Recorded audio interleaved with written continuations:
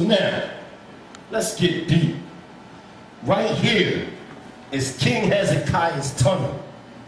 One of King Hezekiah's greatest accomplishments was the tunnel he had dug to bring water into the city of Jerusalem. Refer to Genesis 20:20 and 2 Chronicles 32:30. No, 2 Kings. Yes, We're going to read the scripture. Right, 2 Kings 20 and 20. And then they'll try to say, oh, the Israelites didn't know about hygiene because they didn't have showers and waters. Right. It says 2 Kings chapter 20, verse 20. Giving all praise and honor to Yahweh, the Holy One of Yasha Allah. It reads on this wise.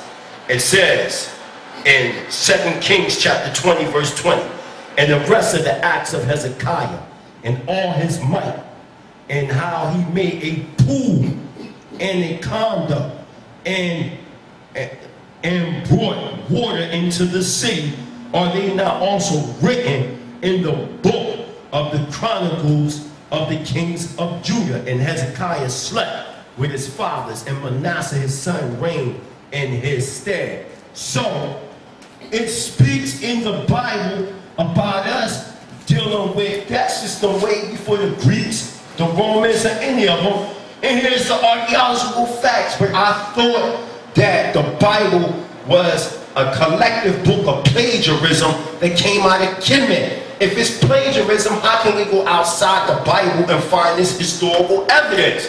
It can't be plagiarism. You cannot take certain principles that are relative just to the universal mind itself of not murdering, not stealing. A child knows at a certain age not to steal. It's just in their psyche to know if they sneaking for some cookies and they know Ima or Amma and Abba said, do not do this, and they do it anyway.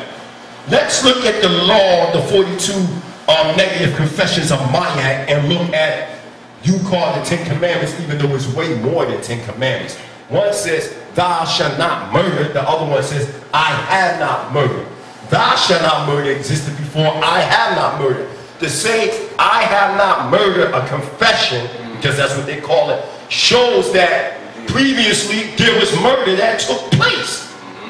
Thou shalt not murder is a direct command from the Most High, and we know that that was a command that took place before murder even transpired. So to sit back and say that commandment or confession, a commandment and a confession is two different things. You say that the 10 Commandments come from the 42 negative confessions of Mayak. A confession is different than a law. So it's not the same, it's a whole different thought behind it. Let's continue on.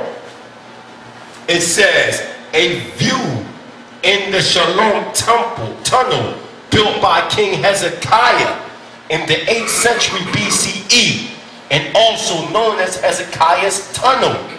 The famous Shalom tunnel inscription was cut out from the wall near this point. Now, you can see it right here in the Hebrew.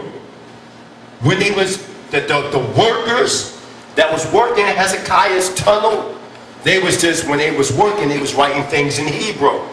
This is what they say. This is the real writing itself. This is the cartoon writing that they just reanimated. And this is what it says.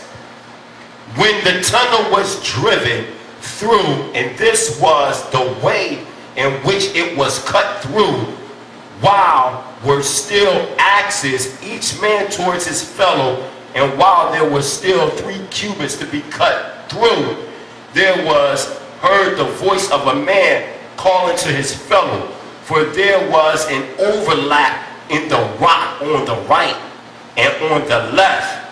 And when the tunnel was driven through, the quarrymen hewed the rock, each man toward his fellow, axe against axe, and the water flew from the spring toward the reservoir for 1,200 cubits, and the height of the rock above the heads of the quarrymen was 100 cubits. That's the inscription that is in the wall that our ancestors from the tribe of Judah wrote down for King Hezekiah.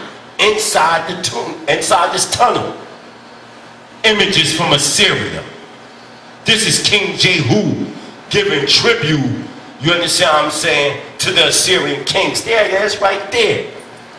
If this is all mythology or plagiarism, they show that these kings existed.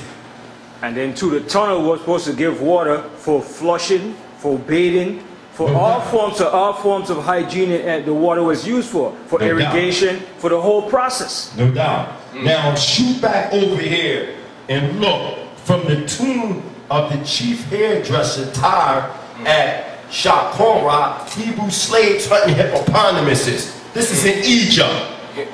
This is inscriptions of Hebrews in Egypt. Here's another inscription of Hebrews in Egypt as slaves. Hebrew slave parading cattle. This is on the tomb of Tyre, the chief hairdresser. Close up Hebrew slave herding cattle. All this is in Egypt, which you said there's no information of our presence there. Look right here. This right here is an Assyrian clay tablet of about the 7th century BCE, on which is inscribed a cosmological map of the world. Mesopotamia is surrounded by a broad ring representing the cosmic ocean, beyond which lies chaos. Now what does this mean? This right here is showing how we're saying that Mesopotamia is the foundation of civilization.